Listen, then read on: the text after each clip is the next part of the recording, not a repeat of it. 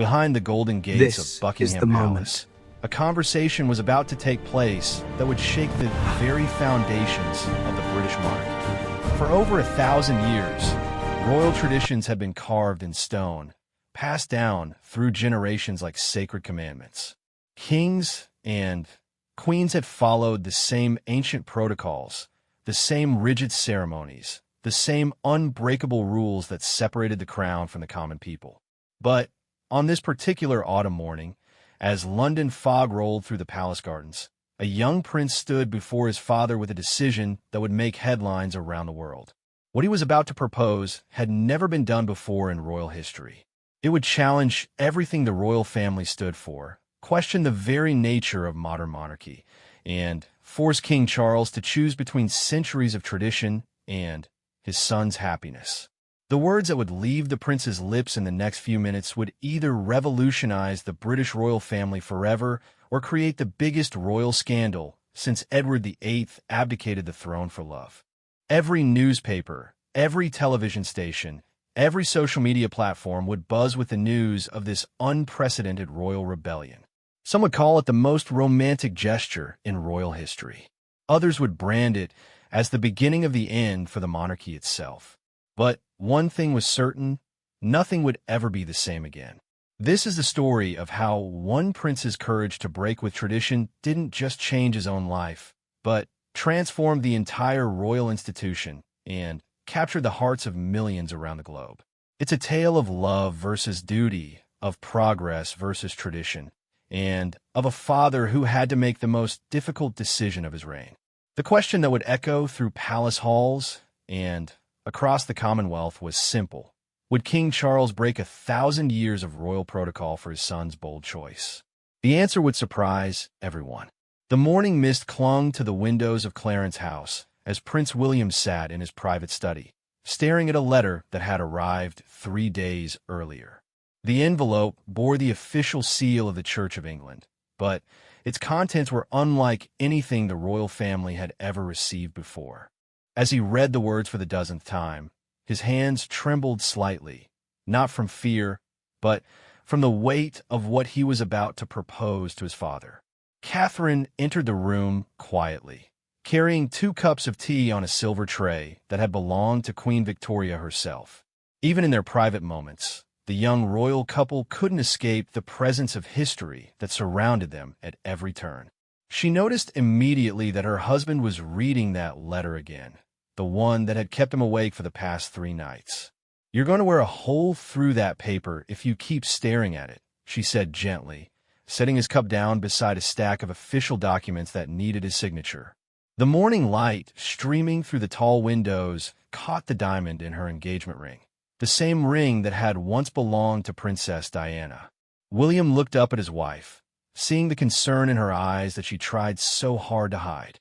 Catherine had always been his anchor, the one person who could calm the storms that raged within the walls of royal duty and public expectation. But this decision wasn't just about them anymore. It was about their children, about the future of the monarchy, and about whether love could truly conquer the iron grip of tradition.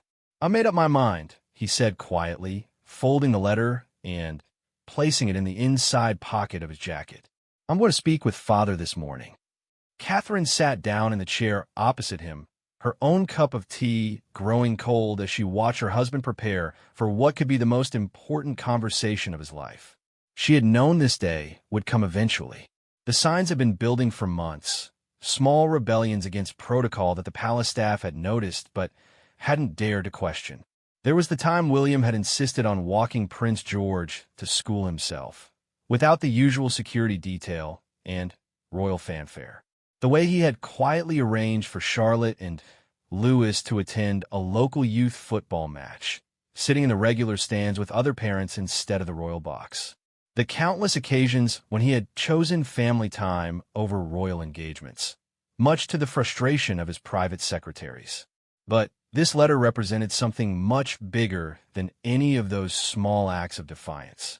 It was an invitation that could change everything, not just for their family, but for the entire institution of monarchy. The Archbishop of Canterbury himself had written to suggest something that had never been attempted in over 1,000 years of royal history. William stood and walked to the window, looking out at the gardens where his children played most afternoons.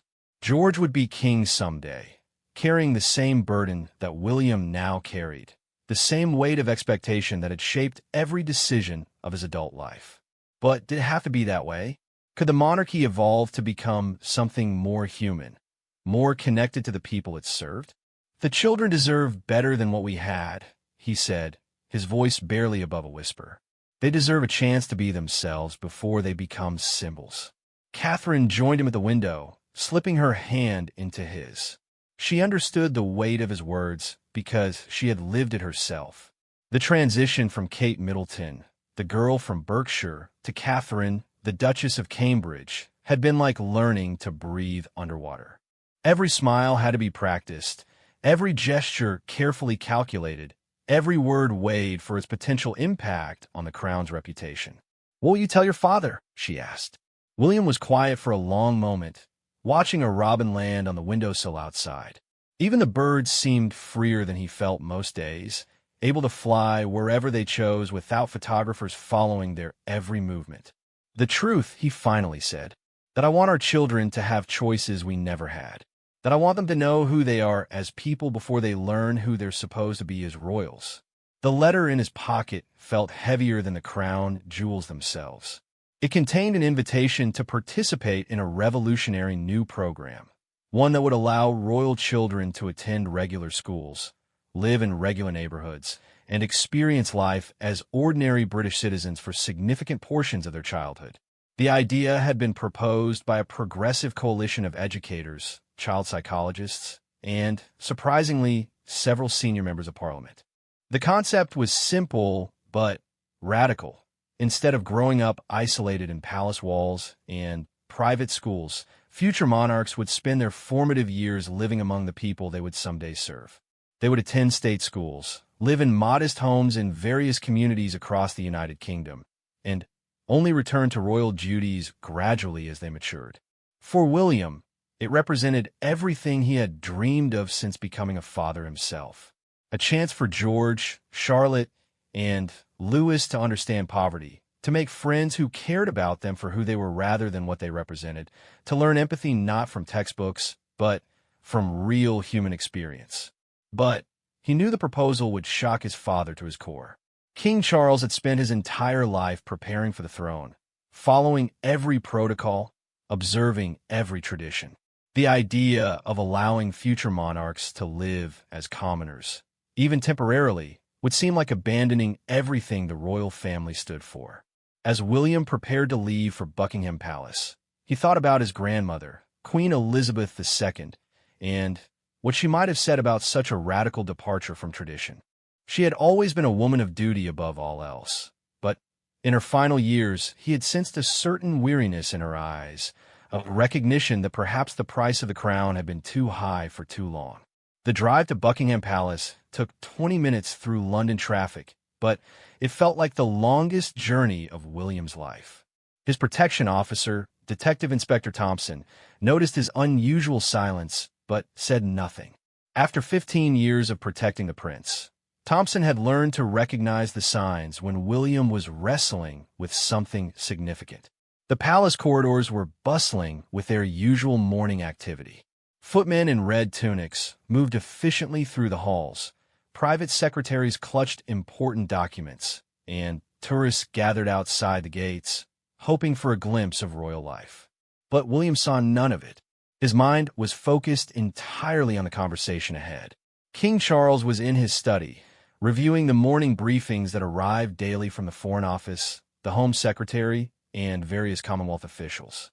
At 74, he had finally achieved the crown he had waited his entire life to wear, but the responsibilities seemed to grow heavier rather than lighter with each passing year. He looked up as William entered, immediately noticing something different in his son's demeanor. Charles had been a father long before he became king, and he could still read his children's moods as easily as he read state papers. "You look like you have something important to discuss," Charles said, gesturing for William to take a seat in one of the leather chairs that faced his massive oak desk. The walls around them were lined with portraits of former monarchs, all watching silently as history prepared to take another unexpected turn. William reached into his pocket and pulled out the letter, placing it carefully on the desk between them. The official seal of the Church of England seemed to glow under the morning light streaming through the tall windows. "Father, I need to talk to you about the children's future," William began, his voice steady despite the magnitude of what he was about to propose. "About their education, their upbringing, and what kind of King George will become." Charles picked up the letter, noting immediately the weight of the paper and the formal nature of the seal. As he began to read, his expression changed from mild curiosity to complete bewilderment, and, finally, to something approaching alarm. The letter was indeed from the Archbishop of Canterbury, but it also bore the signatures of the Prime Minister, several senior MPs from both major parties, the Secretary of State for Education, and even representatives from Scotland, Wales, and Northern Ireland. What they were proposing was nothing less than a complete reimagining of how future monarchs should be prepared for their roles. "They want George to live as a commoner?" Charles asked, his voice rising slightly as he read further into the document. "To attend state schools and live in council housing. They want him to understand his future subjects," William corrected gently. "To know what life is really like for the people he'll serve. To develop genuine empathy and connection with the Commonwealth." Charles set the letter down and walked to the window, staring out at the courtyard where his own children had played decades earlier. He remembered his own childhood, the isolation, the constant tutoring, the weight of expectations that had shaped every moment of his young life. He also remembered the criticism he had faced as a young man for seeming out of touch with ordinary people. "This is unprecedented," Charles said finally. "The monarchy has survived for over 1,000 years by maintaining certain standards, certain distances. What they're proposing could undermine the very mystique that makes the crown effective." William stood and joined his father at the window, looking out at the same courtyard where he had once played as a child, always under the watchful eyes of nannies and security personnel. "Or it could make the crown more effective than it's ever been," William said. "A king who truly understands his people, who has lived among them, who knows their struggles firsthand. Imagine how much more relevant the monarchy could become." Charles was quiet for a long moment, processing not just the proposal itself, but the implications of his son's obvious support for it. This wasn't a casual conversation about education options. This was William challenging the fundamental nature of royal upbringing, questioning everything they had both been taught about their roles and responsibilities. "The press would have a field day," Charles said. "Can you imagine the headlines? Royal children live in council flats. The tabloids would never leave them alone." "The tabloids don't leave them alone now," William pointed out. "At least this way, George and Charlotte and Louis would have friends who protect them because they care about them, not because they're paid to do it." The weight of the decision ahead was enormous. Charles knew that his response to this proposal would define not only his grandchildren's futures, but potentially the entire direction of the monarchy. The institution had survived world wars, constitutional crises, and massive social changes, but it had always done so by maintaining its traditional character. Yet as he looked at his son, he saw something he had rarely seen before: genuine hope. William had always been dutiful, always followed protocol, always accepted his role with grace and dignity. But now he was fighting for something he truly believed in, not just for himself, but for his children and for the future of the crown itself. The conversation that followed would last for nearly 4 hours, touching on everything from constitutional law to child psychology, from public relations to the very nature of democratic monarchy. By the time it ended, both men would be forever changed, and the course of British royal history would be set on an entirely new path. Outside the palace gates, tourists continued their daily vigil, hoping for a glimpse of royal life. They had no idea that just beyond those walls, a conversation was taking place that would transform everything they thought they knew about the British royal family. The prince's bold choice was about to surprise everyone, starting with the king himself. The silence in the king's study stretched for what felt like an eternity. Charles had read the proposal 3 times now, each reading revealing new implications that seemed to challenge everything he had been taught about monarchy since childhood. The leather chair creaked as he shifted his weight, the sound echoing in the vast room lined with centuries of royal portraits. William remained standing by the window, watching his father process the magnitude of what was being proposed. He had expected resistance, but the depth of Charles's contemplation suggested this conversation might go differently than he had imagined. The king wasn't immediately dismissing the idea, which was more than William had dared to hope for. "Tell me about your own childhood," William said quietly. "What do you wish had been different?"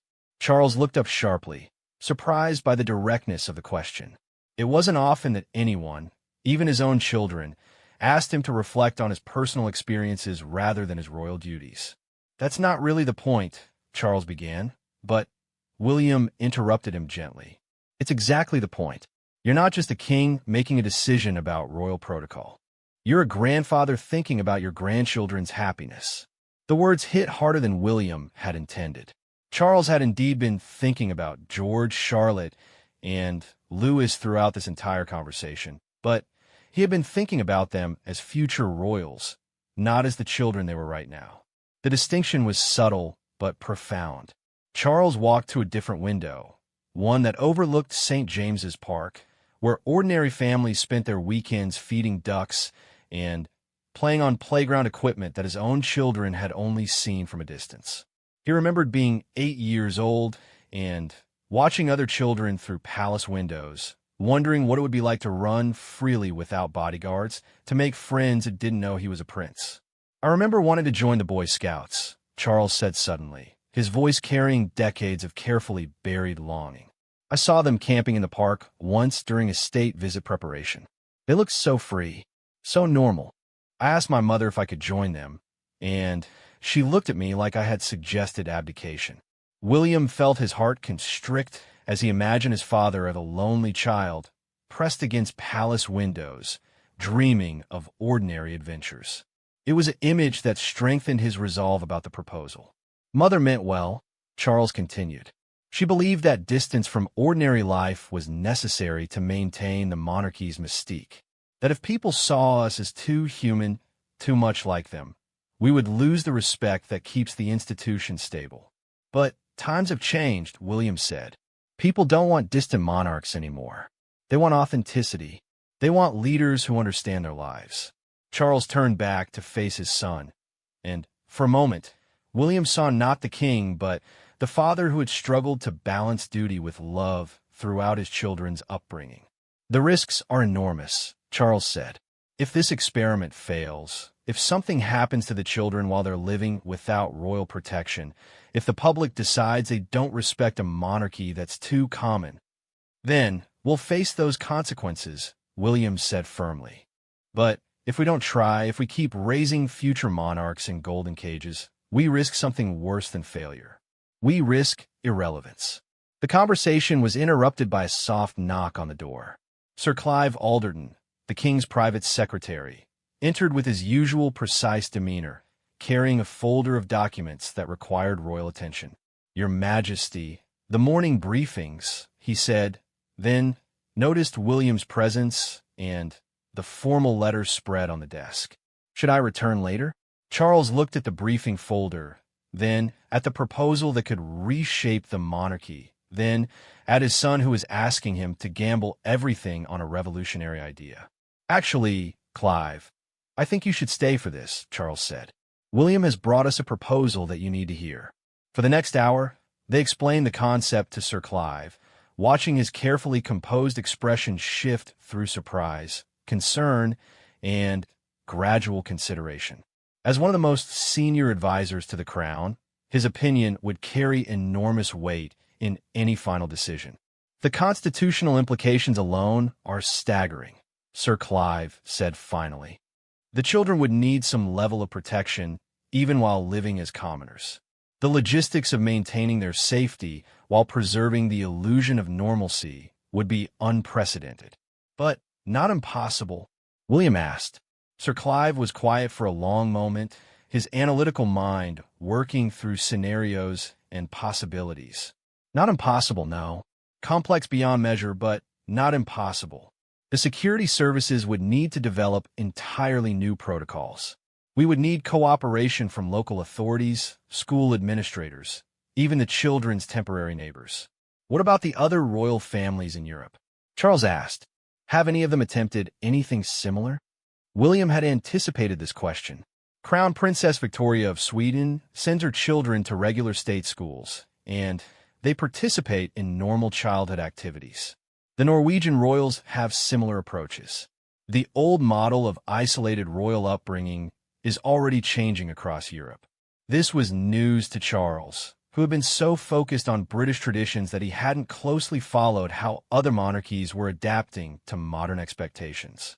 The idea that the British royal family might actually be falling behind in terms of progressive royal parenting was deeply unsettling to someone who had always seen the House of Windsor as the gold standard of constitutional monarchy. Sir Clive cleared his throat delicately. There's another consideration we haven't discussed. The media attention would be intense initially, but if we managed it carefully, it could actually enhance the royal family's popularity significantly. The public has always been fascinated by the private lives of the royals, but this would show them a side they've never seen before. You think people would support it? William asked. I think people will be fascinated by it, Sir Clive corrected. Whether that translates to support would depend entirely on how it's implemented and how the children adapt to their dual lives.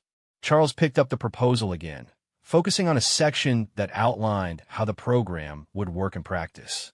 The children would spend the academic year living in carefully selected communities across the United Kingdom, attending local schools and participating in community activities. Summers and holidays would be spent fulfilling royal duties and learning their ceremonial roles. They would essentially be living double lives, Charles mused. Regular children during the week, royals on weekends, and holidays. Like superheroes, William said with a slight smile. Secret identities and all. The comparison was more apt than it might have seemed at first glance.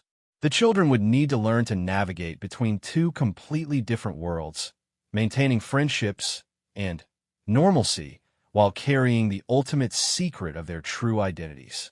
It would require maturity and discretion far beyond their years. What about when they reach their teens? Sir Clive asked. Adolescents aren't known for their discretion or their appreciation of authority. How do we ensure they don't rebel against the entire system? It was a crucial question. The proposal addressed education through age 16, but it didn't fully explore how teenagers might react to the pressure of maintaining their double lives during the most emotionally turbulent years of their development. Maybe that's when the choice becomes theirs, William said thoughtfully. Maybe at 16, we let them decide whether they want to continue with royal duties or step back from the succession entirely. The suggestion hung in the air like a bombshell. The idea that future monarchs might be given the choice to opt out of their roles was so radical it made the original proposal seem conservative by comparison. Charles felt something between panic and liberation at the thought. On one hand, it could lead to the end of the monarchy within a generation. On the other hand, it could ensure that only those who truly wanted to serve would take the throne. That's not in the proposal, Sir Clive said carefully. Maybe it should be, William replied. Maybe that's exactly what the monarchy needs. Kings and queens who choose their roles rather than being trapped by them. The conversation continued through lunch and into the afternoon.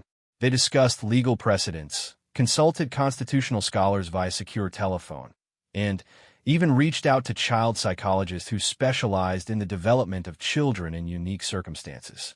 By late afternoon, Charles found himself in territory he had never expected to explore, not just considering the proposal, but actually beginning to believe in it. The more they talked through the practical details, the more feasible it seemed. More than feasible, potentially transformational. There's one more thing we need to discuss, William said as the afternoon light began to fade. If we do this, if we commit to this path, there's no going back. Once George starts living as a regular child, once people see him as truly human rather than just a symbol, the entire nature of the monarchy changes forever. Charles nodded slowly. He understood that this decision would define not just his grandchildren's lives, but his entire legacy as king.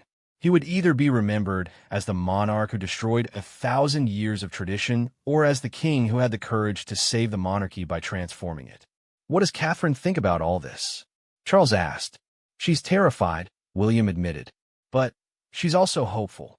She wants our children to have choices she never had, to understand the world they'll inherit instead of being protected from it. As the sun set over London, casting long shadows across the palace grounds, Charles made a decision that would echo through history. He picked up his pen and pulled out a sheet of official royal letterhead. "We'll need to consult Parliament," he said as he began to write. "The Prime Minister will need to be briefed. The Commonwealth leaders will have questions. The Archbishop will need to provide detailed oversight." William's heart began to race as he realized what his father was doing. "But, in principle," Charles continued, still writing, "I believe this proposal has merit, extraordinary merit, and I believe our family and our nation deserves a monarchy that truly understands the people it serves." The letter Charles was composing would authorize a detailed feasibility study, the first official step toward implementing the most radical change in royal protocol in British history. As he wrote, both men knew they were crossing a line from which there could be no return. Outside the palace windows, London continued its daily rhythm, unaware that the future of the British monarchy was being rewritten in a quiet study overlooking the gardens where future kings had once played in splendid isolation. The prince's bold choice was no longer just a dream. It was becoming reality. The news broke on a Tuesday morning that would forever be remembered as the day the British royal family shocked the world. The BBC's royal correspondent, Sarah Matthews, had received the tip from a palace insider at 5:47 a.m., and by 6:30, she was broadcasting live from outside Buckingham Palace with news that no one could have predicted. In an unprecedented move, she announced to millions of viewers across the globe, King Charles III has announced that Prince George, Princess Charlotte, and Prince Louis will participate in a revolutionary new program that will see them living as ordinary British children for significant portions of their upbringing. Within minutes, the story had exploded across every major news network, social media platform, and newspaper website in the world. The hashtag Royal Revolution began trending before most people had finished their breakfast, and the palace switchboard was flooded with calls from journalists, government officials, and confused citizens demanding more information. In homes across Britain, families gathered around their television screens and kitchen radios, trying to process what they had just heard. Mrs. Eleanor Hartwell, a retired teacher from Manchester, dropped her teacup when she heard the news, sending Earl Grey splashing across her morning newspaper. "They want to send the future king to a comprehensive school?" she asked her husband Harold, who was equally bewildered. "What's next? Having him work in a factory during summer holidays?" The reaction was swift and divided. Social media exploded with opinions ranging from enthusiastic support to outraged condemnation. Progressive voices praised the decision as long overdue, while traditionalists declared it the beginning of the end for the monarchy. Lord Pemberton, a conservative member of the House of Lords, was among the first to issue a public statement. "This is an absolute travesty," he declared to reporters gathered outside Parliament. "The monarchy has survived and thrived for over 1,000 years precisely because it has maintained appropriate distance from the common rabble. This decision cheapens the entire institution." But across town, Dr. Amanda Foster, a child psychologist at University College London, was fielding calls from journalists eager for expert opinion. "This could be one of the most psychologically beneficial developments in royal history," she told the BBC. "Children who grow up understanding diverse perspectives and experiencing genuine human connection develop stronger empathy, better leadership skills, and more authentic personalities." The international reaction was equally intense. CNN ran continuous coverage with royal experts debating whether the decision was inspired leadership or institutional suicide. The French press, still smarting from their own complex relationship with monarchy, declared it either revolutionary brilliance or the death of royal mystique, depending on which paper you read. In Australia, Prime Minister Rebecca Walsh found herself facing unexpected questions about the future of the Commonwealth. If the future king is going to live in council housing, asked one persistent reporter, does this change Australia's relationship with the monarchy? Back in Britain, the most surprising reactions came from ordinary families who suddenly found themselves imagining what it would be like to have royal children in their neighborhoods. The village of Little Wickham in Oxfordshire buzzed with speculation when rumors emerged that it might be selected as one of the pilot communities. Imagine Prince George playing football with our Tommy, mused Janet Morrison, a local mother of 3. Though I suppose we'd have to call him just George then, wouldn't we? Bit strange to think about. The practical implications were staggering, and they became clear very quickly. Within hours of the announcement, security experts were being consulted about protecting children whose exact location would need to remain secret from the public. Educational specialists were discussing how to integrate royal children into regular classrooms without causing disruption. Detective Chief Inspector Michael Reynolds, head of Royal Protection Services, found himself facing the most complex assignment of his career. How do you protect the future king while allowing him to experience normal childhood? The traditional model of obvious security presence would defeat the entire purpose of the program. We'll need to develop completely new protocols, he explained to his team in an emergency meeting at Scotland Yard. Plainclothes officers who can blend in as parents, teachers, even other children in some cases. The children's safety cannot be compromised, but their experience of normalcy cannot be either. The media frenzy reached fever pitch when Buckingham Palace announced that more details would be released in a special press conference the following week. In the meantime, speculation ran wild about which schools might be selected, which communities might host royal children, and how the program would actually work in practice. Popular television presenter Graham Norton addressed the topic on his show that evening, interviewing royal biographer Penelope Fitzwilliam about the implications of the decision. The thing people need to understand, Fitzwilliam explained, is that this isn't just about the children's education. This is about the fundamental nature of what it means to be royal in the 21st century. William and Catherine are essentially arguing that future monarchs need to understand their subjects not just intellectually, but emotionally and experientially. The conversation took an unexpected turn when Norton asked about public safety. What happens when little George gets into a schoolyard fight? Do the other children get arrested for assaulting the future king? It was a question that highlighted the thousands of practical complications that the royal family would need to address. Legal experts began debating whether normal childhood conflicts could result in charges of assault against the crown. Educational authorities wondered how to handle discipline issues involving children who were technically next in line to the throne. Meanwhile, in the quiet community of Millbrook, a working-class neighborhood in Birmingham, Headmaster David Thompson was dealing with rumors that his school had been shortlisted as a potential placement for royal children. The phone hadn't stopped ringing since the announcement, and parents were gathering in the school parking lot demanding answers he didn't have. I can neither confirm nor deny any involvement with the royal program, he told the growing crowd of parents and reporters. But I can say that this school has always prided itself on treating every child with equal respect and providing the same high-quality education regardless of their background. The statement was diplomatically neutral, but sharp-eyed observers noted that Thompson seemed remarkably calm for someone whose school was supposedly uninvolved with such a major royal initiative.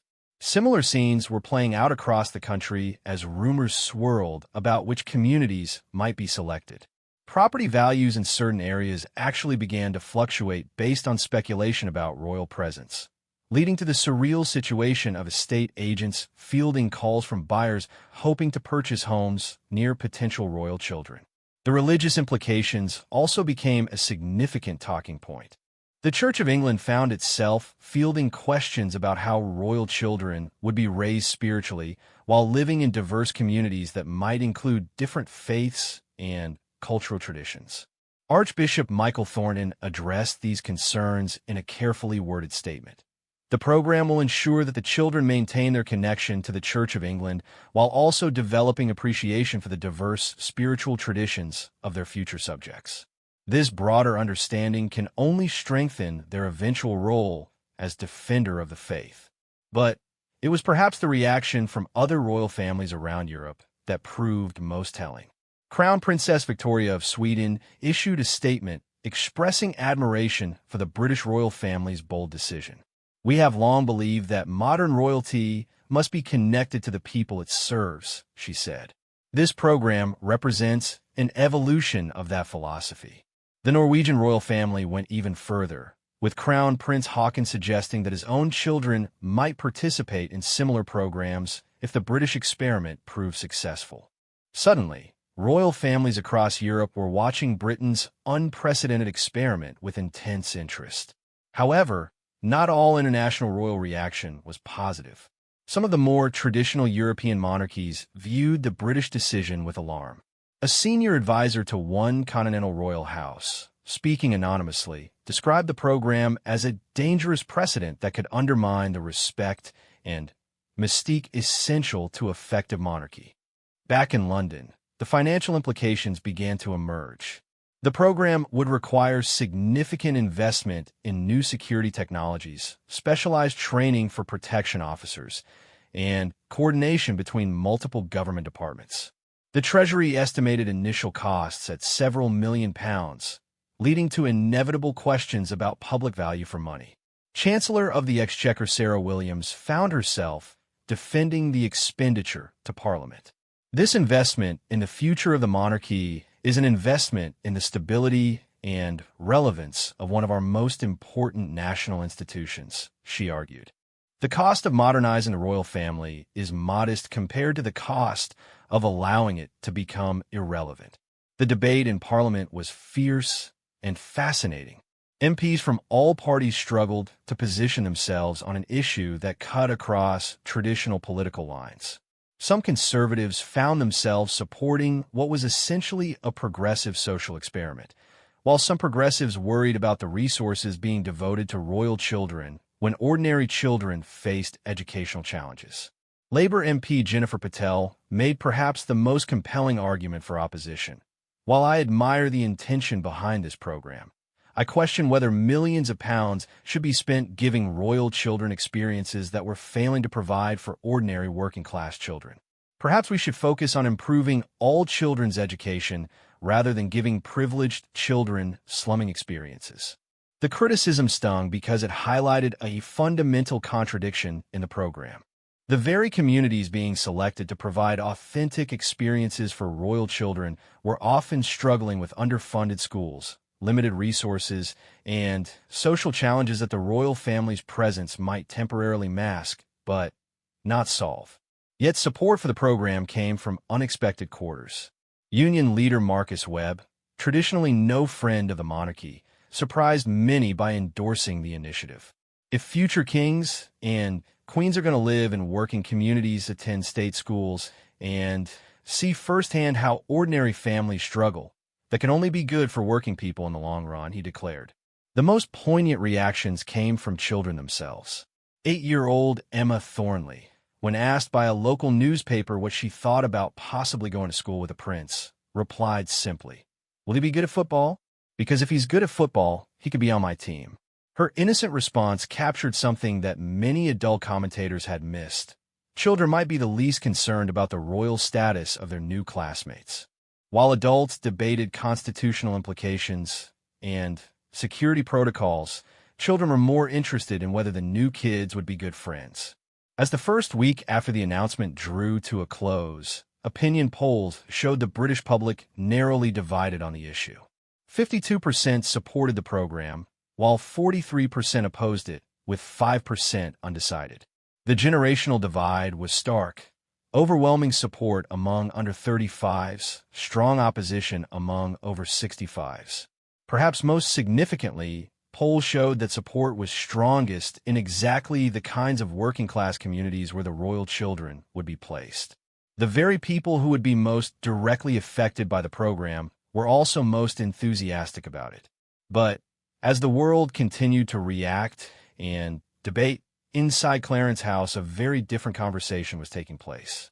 William and Catherine were having their first serious discussion with George about what was going to happen to his life.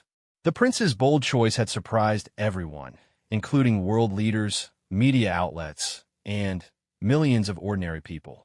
But the biggest surprise was yet to come, and it would emerge from the most innocent question asked by a 9-year-old boy who was about to become the most famous schoolchild in the world.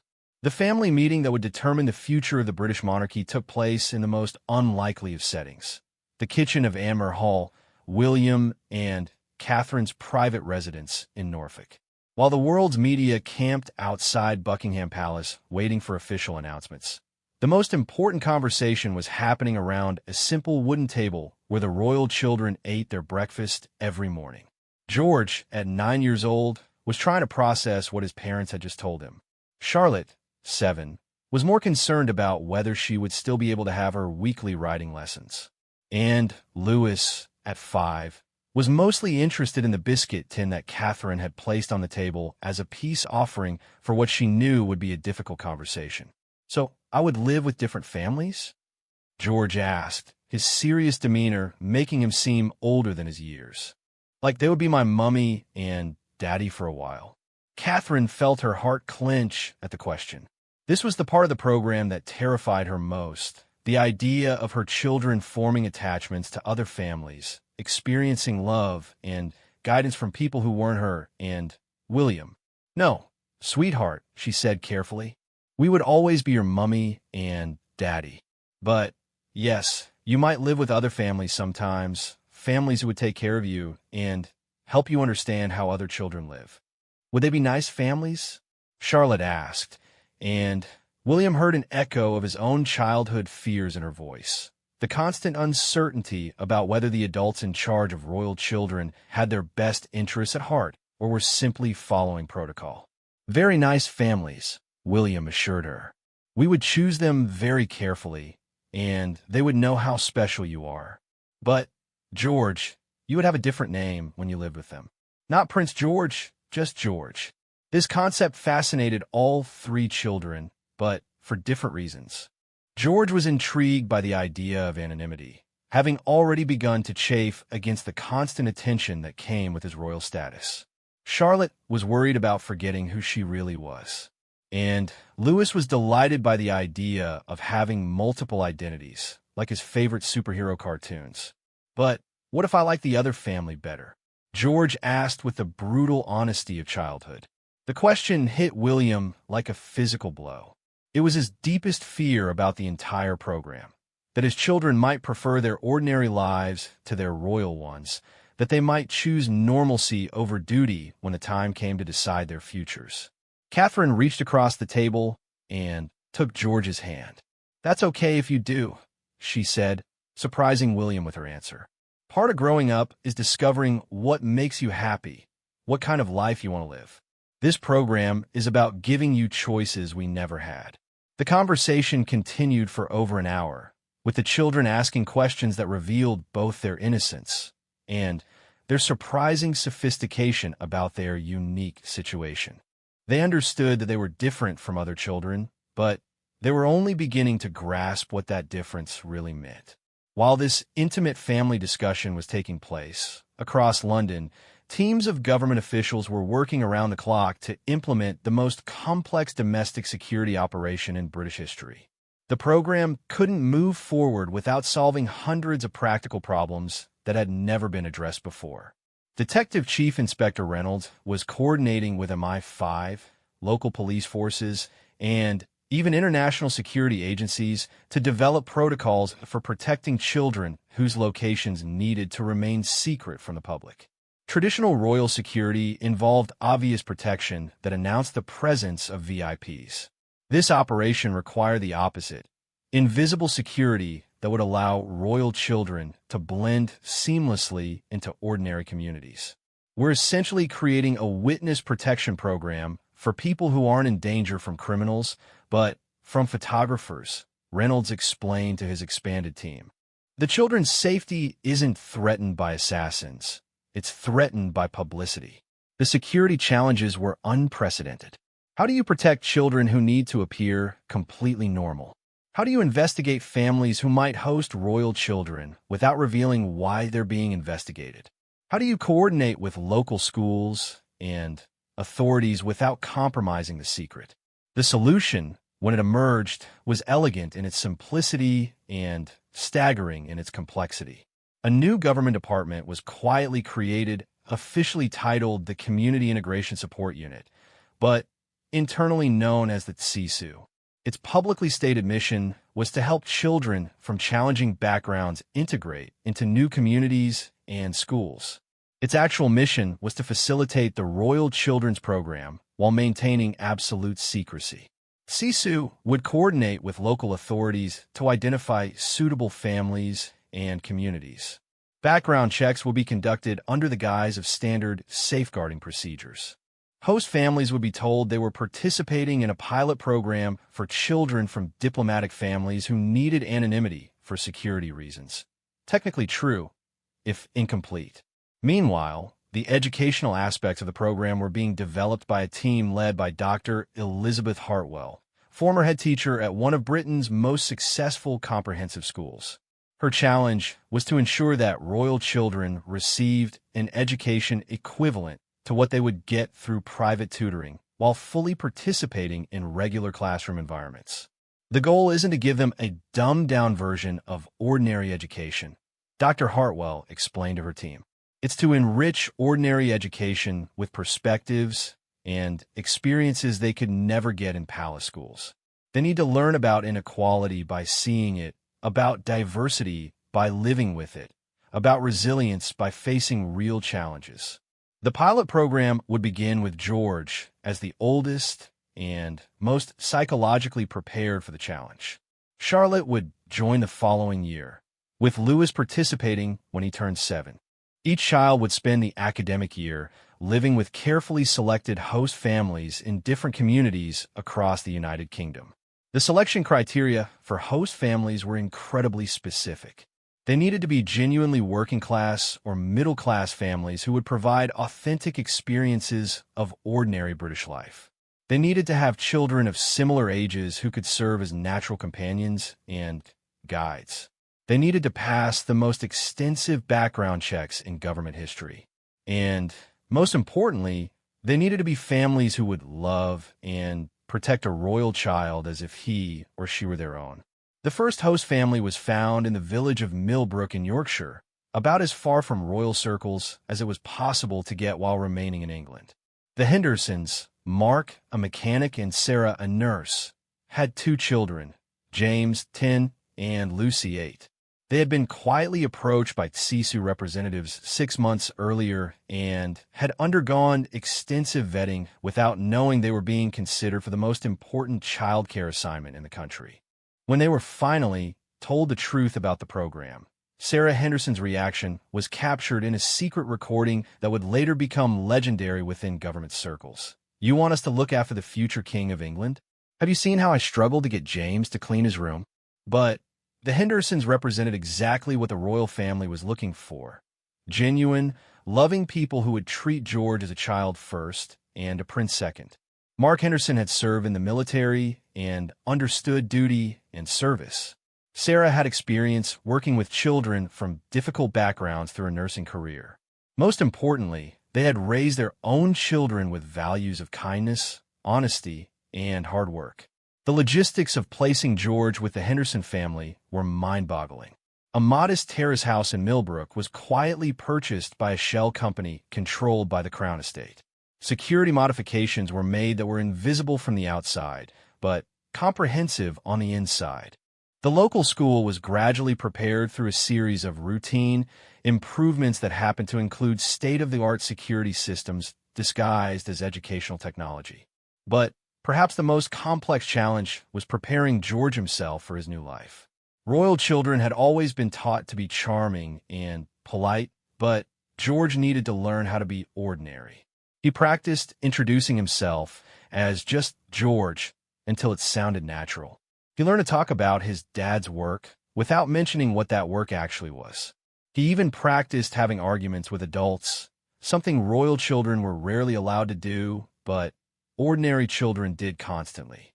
The transformation was remarkable and heartbreaking to witness. Catherine watched her eldest son consciously dimming his natural aristocratic bearing, learning to slouch instead of standing straight, practicing casual speech instead of the precise diction he had been taught since infancy. "Am I doing it right, Mummy?" he asked after one practice session where he had successfully argued about bedtime like a normal 9-year-old. "You're doing perfectly," Catherine told him, though her heart was breaking at the sight of her son learning to hide who he was. The night before George was scheduled to begin his new life with the Henderson family, William sat on his son's bed for what felt like the longest conversation of his life. They talked about homesickness, about making friends, about the weight of the secret he would be carrying. "What if I forget how to be a prince?" George asked. "You could never forget that," William assured him. "But more importantly, this will teach you how to be a good king. Kings who understand their people make better decisions for their people." "Were you scared when you were my age?" George asked. William thought about his own childhood, the isolation, the pressure, the constant awareness that every mistake was being observed and recorded. "I was scared of different things," he said honestly. "I was scared of disappointing people, of not being good enough. You get to be scared of normal things like making friends and fitting in." "I think I like your kind of scare better," George said. The next morning, George left Amber Hall in an ordinary family car driven by Detective Inspector Thompson, disguised as a family friend. He carried a small suitcase containing clothes that had been carefully selected to look appropriately worn and modest. His protection detail followed at a distance in vehicles that looked like typical village traffic. The Henderson family was waiting in their front garden when the car pulled up. James and Lucy Henderson had been briefed about their new foster brother, but knew only that he was from a diplomatic family who needed anonymity for security reasons. They had no idea they were about to welcome the future King of England into their home. As George walked up the garden path, Sarah Henderson felt a moment of panic. How was she supposed to care for someone so important? But then she looked at the nervous 9-year-old boy approaching her door, clearly homesick already and trying hard to be brave, and her maternal instincts took over completely. "You must be George," she said warmly, opening her arms for a hug. "Welcome home." The phrase would echo through history books. "Welcome home," spoken by a working-class mother to the future king. In that moment, the most radical experiment in royal history officially began. But even as George settled into his new life with the Henderson family, learning to wash dishes and walk to school without bodyguards, the world was about to discover that the prince's bold choice had implications no one had anticipated. The reaction of ordinary families to the possibility of royal children in their communities was creating social changes that went far beyond the monarchy itself. The program designed to change the royal family was about to change Britain. 6 months after Prince George disappeared into ordinary life as just George in the Yorkshire village of Millbrook, the transformation was remarkable, and not just of the future king himself. What began as an unprecedented experiment in royal upbringing had evolved into something far more significant, a quiet revolution that was changing the very fabric of British society. Sarah Henderson was folding laundry in her kitchen when she realized the boy she had come to love as her own son was humming while doing his homework at the kitchen table. It was such a normal sound, a child contentedly working on math problems while his foster mother prepared dinner. But she knew that somewhere, probably in a palace, his real mother was wondering what he was doing at this exact moment. George had adapted to his new life with surprising ease. The boy who had once been waited on by palace staff now helped with household chores without being asked. The child who had been carefully protected from every difficulty now navigated playground politics and weekend football matches like any other 9-year-old. Most remarkably, he had developed genuine friendships with children who had no idea he would someday be their king. George, Your friend Tommy's on the phone, Sarah called from the hallway. Watching George race to answer the phone, chatting excitedly about plans for a bicycle ride to the village park, Sarah was struck by how thoroughly ordinary he had become. Yet she could also see glimpses of the training that ran deeper than his current circumstances. The way he always said please and thank you, how he listened carefully when adults spoke, his instinctive courtesy toward everyone he met. But the most significant changes weren't happening to George. They were happening to the community around him, and, by extension, to communities across Britain where rumors persisted that royal children might be living in secret. The village of Millbrook had always been a pleasant working-class community, but George's presence had sparked something unexpected. Knowing that someone important, they didn't know exactly who, was living among them anonymously, residents had begun taking more pride in their community. Mrs. Whitmore had started a campaign to improve the village playground. The local shop owner had begun stocking higher-quality products. Even the teenagers who typically loitered behind the community center had started picking up litter without being asked. It's like having a secret member of the royal family in our midst has made us all want to be our best selves, explained Jennifer Mills, the local parish counselor. She didn't know how right she was. The phenomenon was being quietly observed and documented by Dr. Amanda Foster, the child psychologist who had been assigned to monitor George's psychological well-being throughout the program. Her weekly reports to the palace revealed not just a happy, well-adjusted child, but an entire community that was being elevated by the mere possibility of royal presence. The subject has integrated successfully into local social structures, she wrote in one report. However, the more significant finding is the positive impact on community cohesion and civic pride in the host environment. The program appears to be creating a virtuous circle of improvement that extends far beyond the intended beneficiary. Similar patterns were emerging in communities across Britain where rumors suggested royal children might be living. Property values were rising slightly as people took better care of their homes. Local schools were seeing increased parental involvement as mothers and fathers who had never attended PTA meetings suddenly began participating in their children's education. Crime rates were dropping in areas where people believed they might be neighbors to incognito royalty. The psychological impact on ordinary families was profound. The mere possibility that the child next door might be a future monarch was causing people to reconsider their own importance and their role in the national story. If royal children could live among them successfully, it suggested that ordinary communities were more capable and worthy than many people have believed. Back at Clarence House, William and Catherine were receiving weekly updates about their son's progress, but they were struggling with the emotional cost of their decision. Video calls with George were carefully scheduled and monitored for security reasons, and Catherine found herself crying after every conversation. "He sounds so happy," she told William after one call where George had excitedly described a school football match he had helped win. "He sounds happier than he ever did here." It was the realization every parent in the program had to face.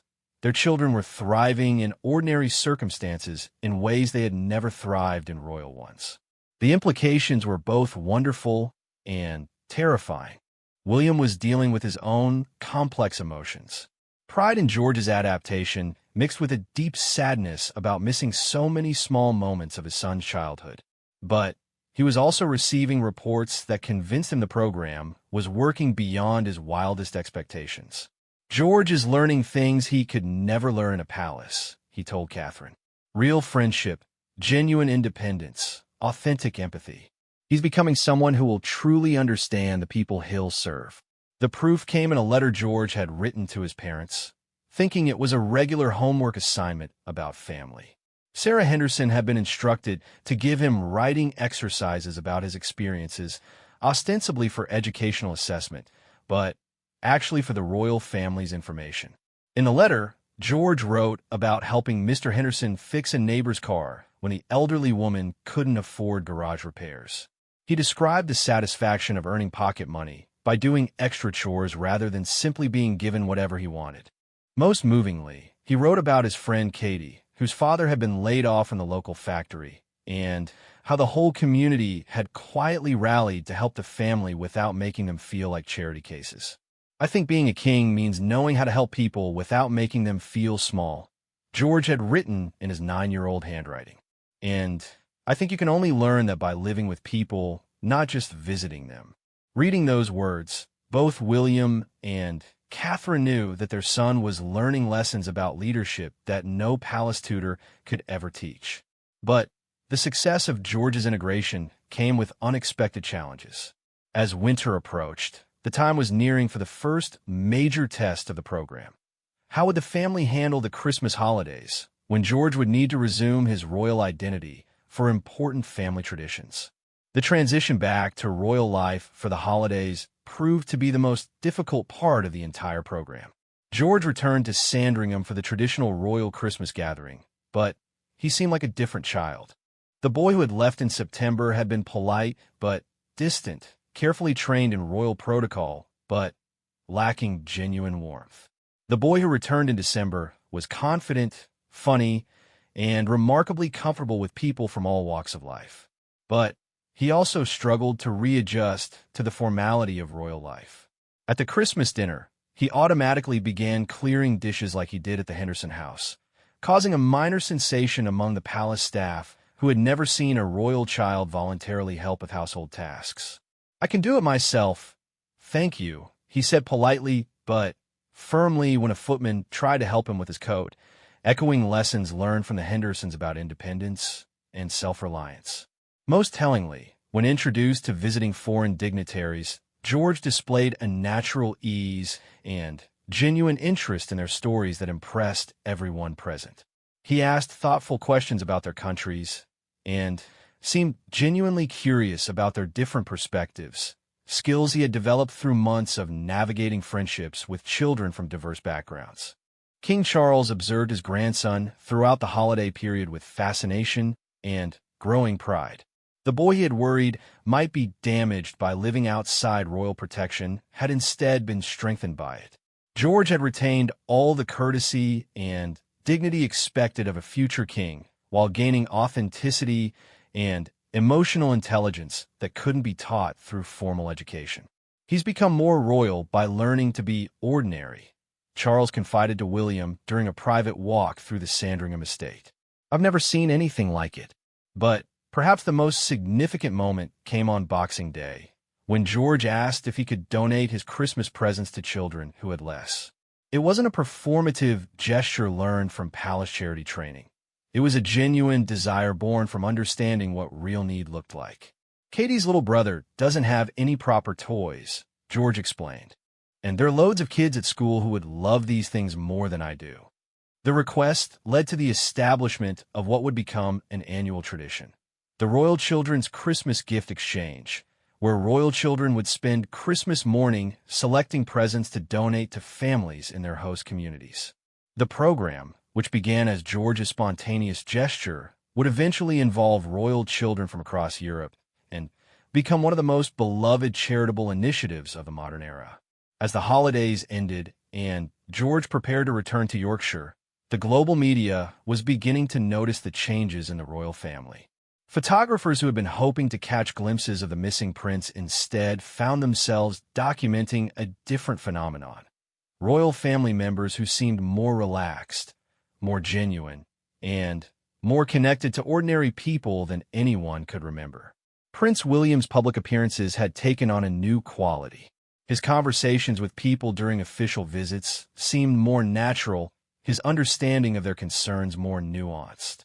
When he visited a struggling mining community in Wales, his questions about unemployment and economic hardship showed a depth of comprehension that surprised local officials. "It's like he really gets it now," commented Sarah Jenkins, a local counselor who had interacted with royals for decades. Before, they were always very polite and said the right things, but there was a distance. Now, there's real connection. The transformation wasn't limited to William. Catherine had thrown herself into the practical aspects of child welfare with new intensity, drawing on insights from George's reports about the challenges facing his classmates. Her patronage work with children's charities had become more focused and effective as she applied lessons learned from her son's integration into ordinary family life. But it was King Charles himself who provided the most dramatic example of how the program was changing the entire royal family. In his traditional New Year's address to the nation, he made an unprecedented announcement that would cement the royal revolution in British history. This past year has taught our family that the strength of the monarchy lies not in its distance from the people, but in its connection to them, he said, speaking directly to the camera from a simple room in Buckingham Palace rather than the traditional ornate setting. Our children and grandchildren are learning to serve by first learning to live among those they will serve. They are discovering that true nobility comes not from birth or title, but from understanding, compassion, and genuine care for others. The address continued for another 10 minutes, but those words, learning to serve by first learning to live among those they will serve, would become the defining philosophy of the modern British monarchy. As winter turned to spring, George returned to Yorkshire for his second term with the Henderson family. But now Charlotte was preparing for her own integration into a carefully selected family in Scotland. The program was expanding, but more importantly, it was succeeding beyond anyone's wildest expectations. The prince's bold choice had indeed surprised everyone, but the biggest surprise was how profoundly it had changed not just the royal family, but the entire relationship between the monarchy and the people it served. In learning to live as ordinary children, the royal children were becoming extraordinary future leaders. And in communities across Britain, ordinary families were discovering that they were worthy of hosting future kings and queens, a realization that was quietly transforming the nation's sense of its own dignity and importance. The revolution that began with one father's desire to give his children choices had become a transformation of British society itself.